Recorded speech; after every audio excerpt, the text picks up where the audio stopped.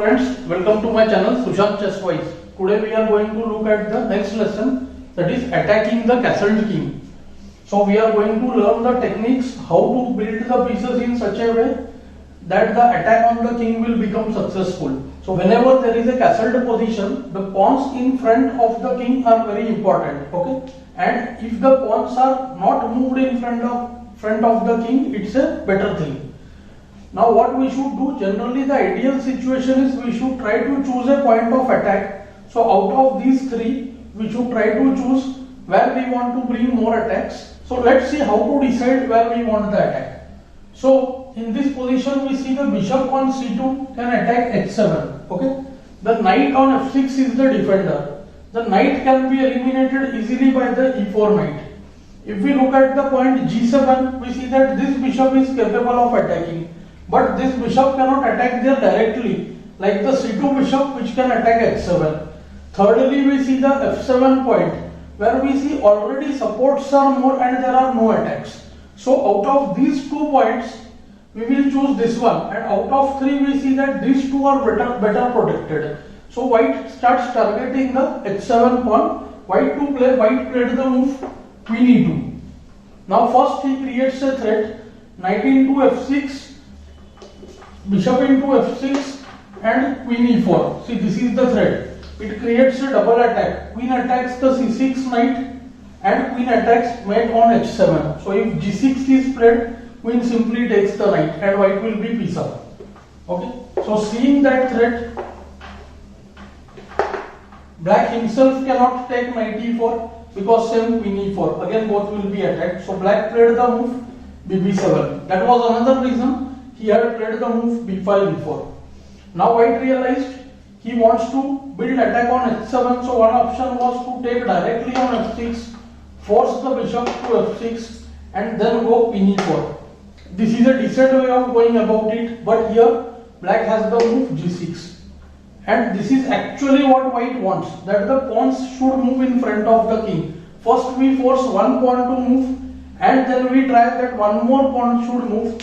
For instance, this example is especially for that why we want the 2 pawns to move. We will see that soon. So white uses a superior way than going knight f6, bf6, queen e4, because their g6 was very clear to black. So white played the move knight f g5.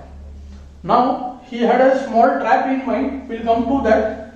And first we will understand what is the threat. So white wants to take on f6, nf6, bf6, take bishop into h7, check. Okay, king has to go to h8, and here the move queen h5 wins instantly because there is threat of bishop g6 and queen h7 mate. So bishop into g5. Now we see that bishop g6 can be met by bh6. Even that is winning. So white can try bishop c2 check, bh6, bishop into h6, and after gh, queen h6 check, kg8, queen h7 mate. He can do this, okay, which is winning. Or he could play the move here after bishop g5, just bishop g5 attacking the queen and threatening checkmate on the h7 square. So white could have won this way. Let's go back and see what black did in the game. Here was the move knight into e4, after which we see that queen into e4, and then black is compelled to play g6. Okay, so this was one idea which black had, but we should say that this is not the best chance, because after qh4 the queen transfers to the king side, threatens mate on h7, and after bishop g5, bishop into g5, and we see a deadly attack mating pattern coming up. After the move qc7 or qd7, white has bf6, and then queen goes to f6 and a forced mate on the g7 square. So what we can say, that knight into e4 is also not the best way. Let's see what is the best.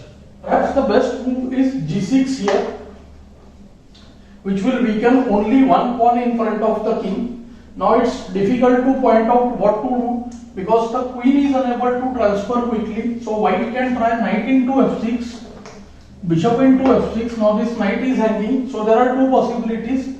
Either going queen to g4 followed by queen h4, which can give a decent attacking possibility, or go any 4 and put question to the bishop. Now see, the bishop is very important defender for the future over here. So if bishop goes to g7, then the knight jumps to c7, and if the bishop goes to e7, then this bishop comes to h6, rook e8, and now white can try to transfer his queen to the king side. So these both options are there for white, either taking or going queen g4 directly. So after knight f g5, black actually fell in for the trap. Black played the worst move, h6. Now the problem with h6 is one pawn is moved and it is looking like it gains tempo on the knight, right? Forcing the knight to move. But here what happens? After the white's correct move, see, knight into f6 check, bishop into f6, comes the strong move queen e4. And now what happens? Just now I was telling you that we want the opponent to move 2 pawns. And now we see, because of the mating threat on h7, black is compelled to play g6. Of course, moves like rook e8 are very weak, because queen f7, queen h7 check, king f8, then something like knight into f7, king f7, bg6 can be very dangerous. Okay, even the move knight e4 is very strong. Knight can go to e4, then hop to c5 square, bishop can come to f4 for bd6, and soon mating threat from the h8 square. So that is also possible. So it's very dangerous to allow the check on h7. So black played the move g6, and now white got what he wanted. So this position is a typical attacking position. White to play and win from here. If you want to calculate till the end, you can use this as an exercise. Okay, let's see what happened in the game. White went for knight into e6. See, this is the most common thing that happens whenever we force out of these any 2 pawns to move. The points of sacrifice are created around them. So here we see that the f7 pawn is the defender of e6 and g6. So he is deflecting the pawn. So knight e6 fork. So compelled to take fe. Then comes queen g6 check. Now king h8 will allow qh7 checkmate. So black had to play bg7. White had seen further and he went for the move qh7 check, king f7, bishop to g6 check, forcing the king out. Now if ke7, then queen g7 check, kd6, bishop f4 check, immediately winning. Okay, so king f6 forced. Now it looks like there is nothing better than the move bh6, but usually this is what happens. Once the king comes out, we have pulled it out, and now it's not necessary all the time to move in a forced manner. Okay, so weakness is created. We have already grabbed 2 pawns for the piece, and if the king is weak, 2 pawns are sufficient for the piece. So white got the strong move bishop h5, and now the game is almost over. It threatens queen check from g6 and the bishop would be lost, and it's very difficult to stop the check from g6. So black goes for the only move knight e7, stopping qg6 check, and white plays now bishop h6. Now after bishop h6 we can easily see if he takes bh6, queen h6, king f5, amongst many things here.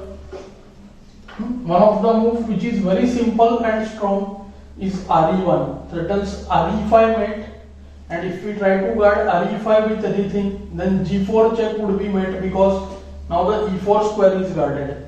Although here g4 check can also mate, okay, but it's better to block the e5. So re1 is very strong. So re1 threatens many things: queen e6 mate, g4 mate, and re5 mate. So there is no defense to this.